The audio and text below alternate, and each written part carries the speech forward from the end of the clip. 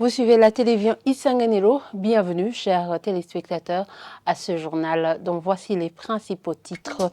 Les divisions au sein des partis politiques sont souvent causées par des partisans qui sont simplement occupés à chercher des postes de responsabilité. C'est du moins le point de vue de Tassian Sibomana, ce réclamant du parti UPRONA. Olivier Nkurunziza, président de ce parti, quant à lui, propose des pourparlers comme solution à ces dissensions. Vous aurez les détails au cours de ce journal. Et pour notre page économie, nous allons revenir sur cette étude menée par le professeur Massawo Michel. Selon lui, les exonérations que le Burundi a octroyées depuis l'indépendance n'a apporté aucun avantage pour le pays. Pour trouver solution à ce problème, cet enseignant de l'université propose au gouvernement de mener une étude d'impact. Les détails, c'est tout de suite.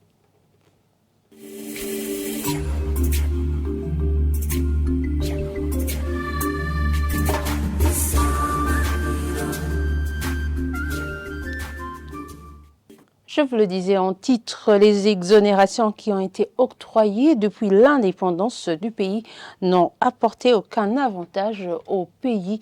C'est du moins les propos du professeur Michel Massawo au cours d'un atelier de réflexion sur la mobilisation des ressources pour le financement budgétaire 2022-2023 qui a été organisé par l'ONG Parsem. Pour trouver une solution à ce problème, ce professeur d'université propose au gouvernement de mener une étude d'impact des exonérations pour inciter les investisseurs. Suivez-le. Il y a des mesures à prendre. D'abord, revoir le cadre légal, parce que, comme je l'ai montré, il y a beaucoup de textes qui prévoient des exonérations au niveau à l'échelle nationale, à l'échelle communautaire et à l'échelle conventionnelle. Revoir les textes. Et puis, il faudrait peut-être une structure de coordination de ces exonérations parce qu'on a constaté qu'il y a un peu de dispersion dans les décisions pour accorder les exonérations. Et maintenant, il faut aussi évaluer, voir l'impact pour redresser la trajectoire. Réforme administrative, réforme légale et puis évaluation de l'impact. Et selon le président de la Parsem, le Burundi devrait renforcer les relations de partenariat avec les bailleurs de fonds dans le but d'avoir des devises en quantité suffisante. Faustin Ndikumana ajoute que pour atteindre l'objectif du président de la République d'avoir un pays développé d'ici 2060, il faut d'abord payer toutes les dettes que le pays a contractées, qui sont plus de 5 000 milliards. Je vous propose de le suivre. On veut atteindre une vision 2040, Burundi émergent, Burundi développé en 2060. Mais il faut passer au crible, sans complaisance, sans faux fouillis sur les vraies réalités de l'économie burundaise, c'est-à-dire les indicateurs macroéconomiques. Vous devez donc constater l'explosion de la dette publique. 4 000 milliards dette intérieure, 1 300 milliards dette extérieure. 5 300 milliards, avec une capacité de mobilisation fiscale de 1 700 milliards, avec une prétention de mobiliser l'aide à 900 milliards, avec un déficit déjà annoncé de 700 milliards. C'est un problème. Le niveau des réserves de change a lamentablement chuté. Le minimum exigé par les standards internationaux, c'est 3 mois. On est à peu près 1 mois si on n'est pas en dessous des mois. Donc ce sont des difficultés économiques très évidentes qui invitent chacun à faire son introspection pour chercher des solutions idoines ensemble. Le gouvernement n'a plus la responsabilité de vouloir escamoter, de voir la situation réelle est difficile. La population doit en avoir conscience et concentrons-nous ensemble, réfléchissons ensemble pour trouver une solution, pour changer le comportement, la façon d'agir. Parce qu'on voit déjà que pour renflouer les caisses de l'État en devises, on ne peut pas y aller par 4 chemins. Il ne faut pas le voir. C'est directement le renforcement du partenariat avec les bailleurs de fonds. En dehors de ça, la situation, la précarité de la disponibilité de devises sera toujours au rendez-vous. Page politique pour continuer ce journal. Les divisions au sein des partis politiques sont souvent causées par leurs partisans qui veulent simplement occuper des postes de responsabilité. Ce sont là les propos de Tassien Sibomana qui se réclame du parti UPRONA. Selon lui, certains partis politiques n'ont pas la culture du dialogue, ce qui freine la démocratie. Tassien Sibomana l'a dit après que la rédaction de la télévision Isanganiro l'ait contacté pour avoir son avis sur les distensions qui s'observent depuis quelque temps dans certains partis politiques. Suivez-le. Ce qui est à la base des scissions au sein des partis politiques, ici comme ailleurs, peut y avoir des courants différents au sein d'un même parti politique. Pour un parti qui dispose des cadres formés, peut y avoir des courants divergents. Mais cela n'est pas un problème crucial au sein de cette formation politique. Deuxième raison qui se remarque beaucoup plus au niveau des partis politiques en Afrique, c'est un problème de lutte pour des positionnements. Il y en a qui vont dans une formation politique non pas pour défendre une vision quelconque, non pas pour défendre une idéologie ou des principes, mais plutôt pour avoir une façon d'accéder à tel poste de responsabilité. Peut-être les raisons de l'UPRONA des années de l'indépendance ne sont pas les mêmes que les raisons qui peuvent être les raisons actuelles. Du temps des indépendances, c'est vrai, ça a été un problème aussi de vision, parce que après l'assassinat du prince Louis Rwagasore, il y a eu lutte pour sa succession. Jusqu'à ce que même des raisons ethniques s'en mêlent, parce qu'il y avait une mauvaise politique au Rwanda qui a influencé d'une façon ou d'une autre la politique burundaise jusqu'à nos jours. Deuxième raison, d'abord, l'UPRONA fut un parti au pouvoir. Maintenant, le parti UPRONA devrait être un parti excellemment de l'opposition. Mais le problème, c'est que ceux qui dirigent le parti UPRONA aujourd'hui veulent se considérer comme ils étaient encore au pouvoir, alors que la réalité est tout autre. Ils ne sont pas au pouvoir parce qu'ils n'ont rien à dire. Ces gens veulent se considérer justement comme étant au pouvoir jusqu'à tomber dans le guet-apens de défendre l'idéologie et ce que fait le parti au pouvoir. Le parti UPRONA qu'il dirige n'en est plus un parce qu'il ne défend plus aucun idéal de l'UPRONA. Ils ne font que chanter au rythme et aux chansons du parti au pouvoir. Il n'est pas là, justement. Il n'est pas là pour la simple raison que ces gens qui dirigent l'aile dite institutionnelle, reconnue par le pouvoir, ce ne sont pas finalement les maîtres de séance. Ils prétendent diriger le parti, mais pour le compte du pouvoir. Il y en a qui s'arrogent le droit de dire c'est Tassien qui fait ceci ou qui ne fait pas ceci. Moi, je ne fais rien sans consulter les organes. Tu peux demander à n'importe quel premier secrétaire de Muyinga, de Gitega, de Bururi, de Rumonge, de Bubanza, il va vous dire la même position que la mienne. Ce n'est pas Tassien qui ne fait pas partie. Tassien dirige une organisation qui s'appelle l'UPRONA de l'opposition. Pas encore. Pour une simple raison. La réunification que j'ai dirigée en 2009, on avait commencé à préparer tous les textes, les modalités, comment les organes seront mis en place, ce que va défendre l'UPRONA en définitive. Tout ce que vous voyez qui se réclame avoir rejoint le processus de réunification, il faut d'abord qu'on s'entende sur ce que devient l'UPRONA réunifié. Et toujours à propos de ces dissensions, le président du parti UPRONA rassure plutôt que la liberté d'opinion est garantie à tout membre de son parti. Olivier Nkurunziza fait également savoir que le dialogue est ouvert pour tout membre du parti UPRONA désirant réintégrer son parti. Je vous propose de le suivre.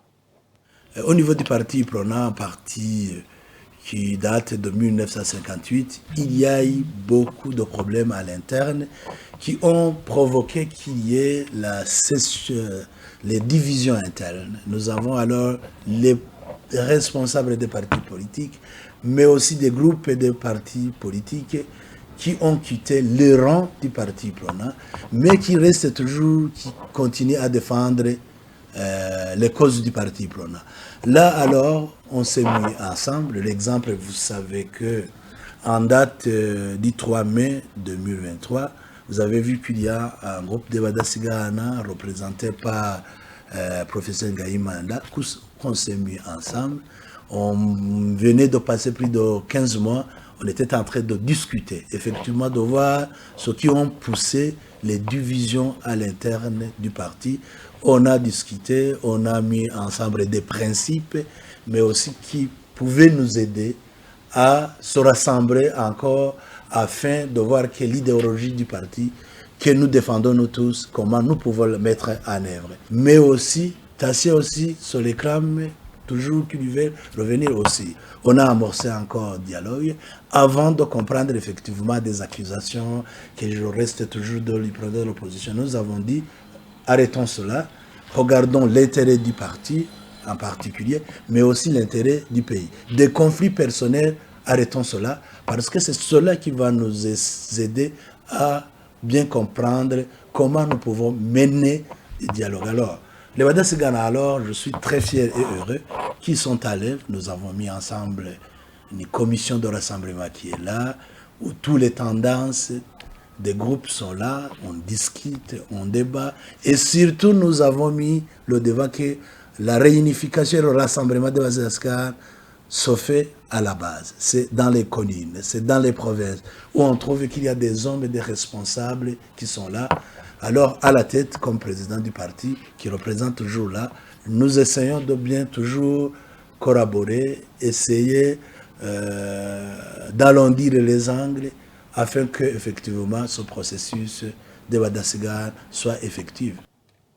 Et quittons Bujumbura et rendons-nous à Rumongue où des réunions entre militants des partis politiques depuis la base ont régulièrement des réunions et les clauses sont prises en compte lors de la prise de décision aux échelons supérieurs.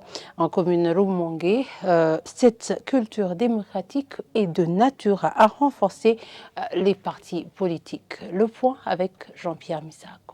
Après avoir interrogé publiquement les témoins à charge et à décharge dans une réunion publique tenue l'après-midi de Soleni au marché moderne de la colline Gachacha, Augustin Minani, administrateur communal de Rumongue, après délibération en compagnie de certains députés et sénateurs élus dans la circonscription de Rumongue, certains officiers de la police natifs de cette colline et certains des membres du conseil communal de Rumongue présents dans cette réunion a décidé l'arrestation de 4 personnes. Elle compte en effet parmi plusieurs témoins interrogés publiquement ayant déclaré que Fride Nagijimana, chef de secteur Gachacha, élève des vaches faisant la divagation dans les palmeraie villageoises de la localité et qui ont ravagé le champ de culture aménagé par Césari Horugavier en octobre 2022. Un démenti contre ces 4 personnes, parmi lesquelles Césari Horugavier a été vite fourni. D'abord, le propriétaire de ces vaches présenté comme destructrice du champ de Césari, qui a déclaré que Césari n'a jamais porté plainte contre lui. Ensuite, le propriétaire de la palmeraie dans laquelle Césari avait aménagé son champ. Selon lui, les vaches évoquées par Césari n'ont pas touché ces jeunes palmiers alors que c'est leur aliment préféré. Un autre démenti sera celui du chef de la sous-colline dont dépend Fride Nagijimana. Selon ses propos, le nom de Fride Nagijimana n'apparaît nulle part dans les recensements des propriétaires de vaches dans la période évoquée. Augustin Minani promet aux habitants de Gachacha que cela n'est pas terminé, que des enquêtes vont plutôt se poursuivre jusqu'à démasquer et punir le groupe derrière le désordre dans cette colline rapporté depuis les élections de 2020 et cela est comme ça stabiliser cette colline comme les autres constituant la commune Rumongue. Page santé pour clôturer cette édition. Plus de 3 millions d'enfants de moins de 7 ans sur plus de 2 millions attendus ont été vaccinés contre la poliomyélite dans la campagne récente contre cette épidémie. Le secrétaire permanent au sein du ministère de la Santé publique l'a annoncé ce mardi dans un atelier de restitution des résultats de la campagne de riposte vaccinale contre la dite maladie à Bujumbura. Olivier Njimbere ajoute que les enfants qui n'ont pas reçu de vaccin seront vaccinés dans la campagne suivante. Suivez-le.